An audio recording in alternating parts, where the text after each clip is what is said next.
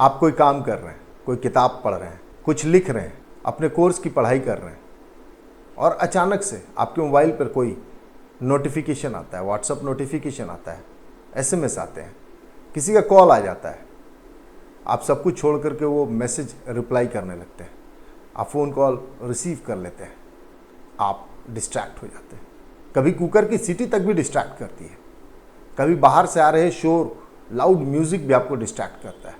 आखिर ये क्या है डिस्ट्रैक्शन और इसका क्या नुकसान है? नुकसान से पहले मैं फ़ायदे की बात बताऊंगा। डिस्ट्रैक्शन की पॉजिटिव साइड भी है। अगर आप सड़क पर जा रहे हैं, पीछे से किसी गाड़ी वाले ने हॉर्न बजाया है, आप डिस्ट्रैक्ट होते हैं तो उसको आप रास्ता देते हैं, साइड हटते हैं। आप कोई बात कर रहे हैं किसी से और कोई ज़रूरी सूचना आपको पहुंचाना चाहता है, वो आपको टोकता है, वो आपको रोकता है, वो आपको आवाज़ लगाता है।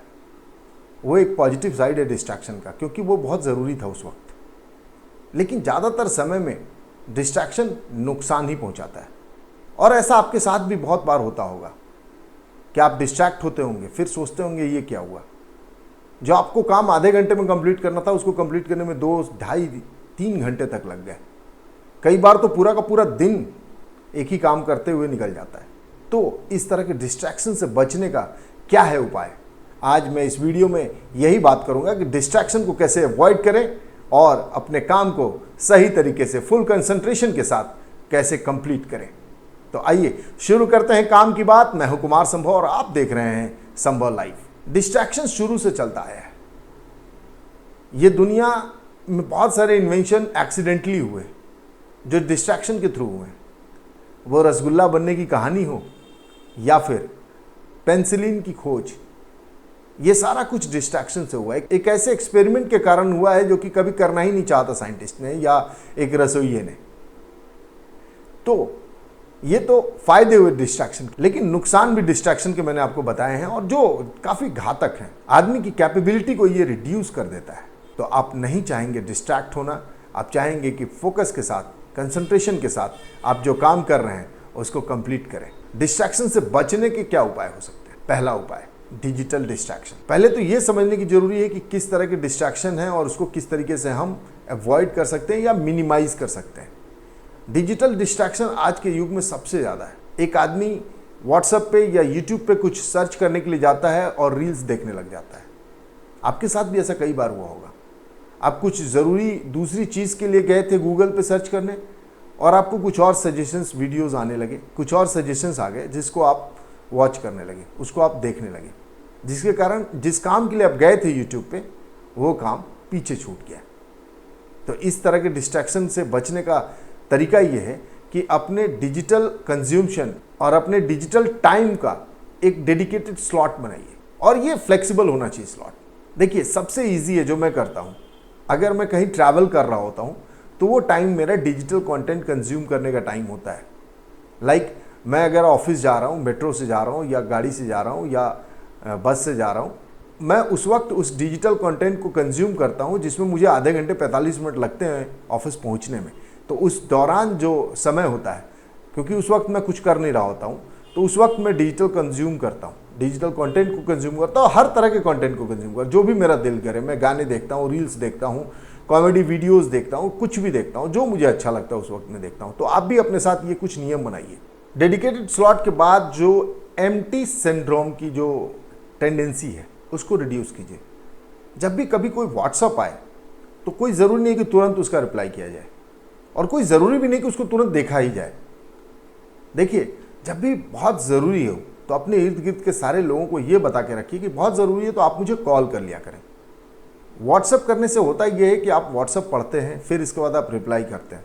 कई बार गैर ज़रूरी चीज़ें व्हाट्सअप पर लोग भेजते रहते हैं, जिसके कारण टेंडेंसी ये हो जाती है कि जल्दी से उसको फॉरवर्ड किया जाए या पढ़ करके उसको डिलीट किया जाए। ये जो लगातार मैसेजेस आते हैं, कि रिसर्च के मुताबिक 1000 से ऊपर ऐसे मैसेजेस होते हैं जो लोग एक दूसरे को भेज रहे होते हैं ऑन एवरेज किसी भी इंडिविजुअल के मोबाइल पे। अगर आप नोटिस करेंगे तो आपके मोबाइल पे 700-800 मैसेजेस डेली आ रहे हैं। तो एम्प्टी सिंड्रोम से आप बचिए। कोई ज़रूरी नहीं कि सब मैसेज को पढ़ा जाए या सबका रिप्लाई किया ही जाए। आप अपने ग्रुप में, अपने सर्कल में, अपने ऑफिस में, अपने परिवार वालों को ये बोल दीजिए, कोई बहुत ज़रूरी चीज़ हो तो मुझे फ़ोन कर लें। इससे आप बार बार मोबाइल देखने की टेंडेंसी से भी बचेंगे। Log out and log in, जी हाँ, ये एक बहुत ही अच्छा टेक्निक है जिसमें करना ये होता है कि आप किसी भी सोशल मीडिया को वॉच करते हैं तो उसको लॉग आउट करके जाएं, और अगर देखना चाहते हैं तो लॉग इन करें। लॉग इन और लॉग आउट क्या करता है कि आपके हैबिट के ऊपर ब्रेक लगाता है। आप जब सोशल मीडिया पर लॉग इन लॉग आउट करते हैं तो आपको एक हिंड्रेंस मिलता है, आपको टाइम लगता है, और ये कहीं ना कहीं दिमाग को ब्रेक देता है, एक हिंड्रेंस पैदा करता है लॉग इन और लॉग आउट करने के कारण। इसके अलावा कुछ ऐप्स हैं जिसको आप डाउनलोड करके अपने मोबाइल में देख सकते हैं कि वो आपका कितना कंज्यूम कर रहा है टाइम। ये कुछ तरीके हैं डिजिटल मीडिया या डिजिटल हिंड्रेंस को या डिजिटल डिस्ट्रैक्शन को कम करने के।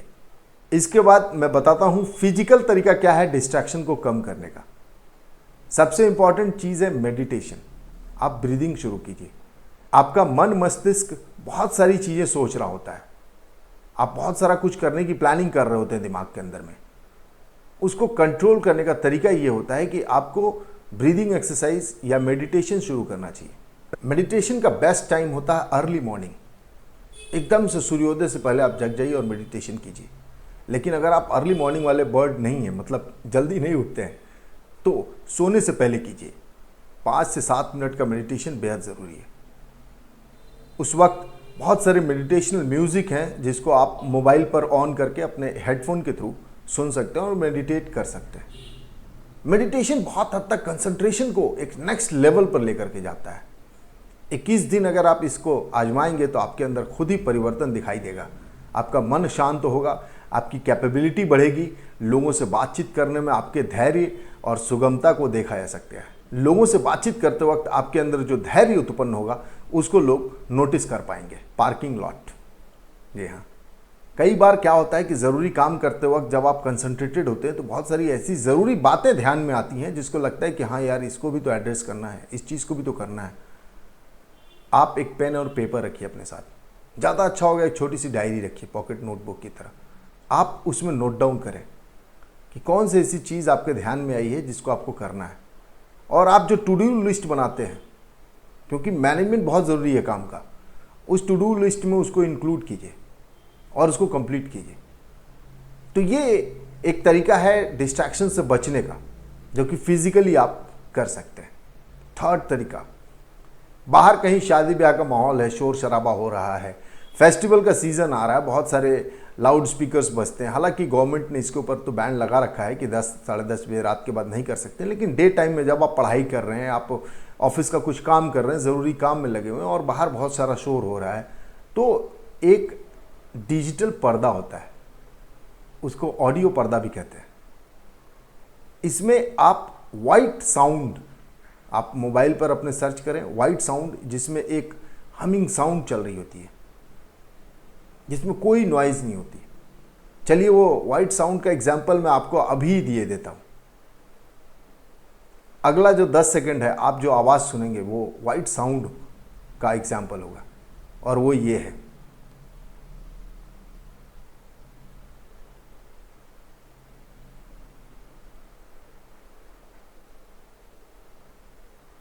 यस, तो जो ये साइलेंस आपने सुना, ये साइलेंस आप अपने मोबाइल पे ऑन करके हेडफोन के थ्रू लगा सकते हैं, जिससे क्या होगा कि जो बाहर की जो ऑडियो डिस्टर्बेंस, ऑडियो डिस्ट्रैक्शंस है, वो आपको सुनाई कम देगी या नहीं के बराबर देंगी, जिससे आप लगातार अच्छा काम कर सकते हैं।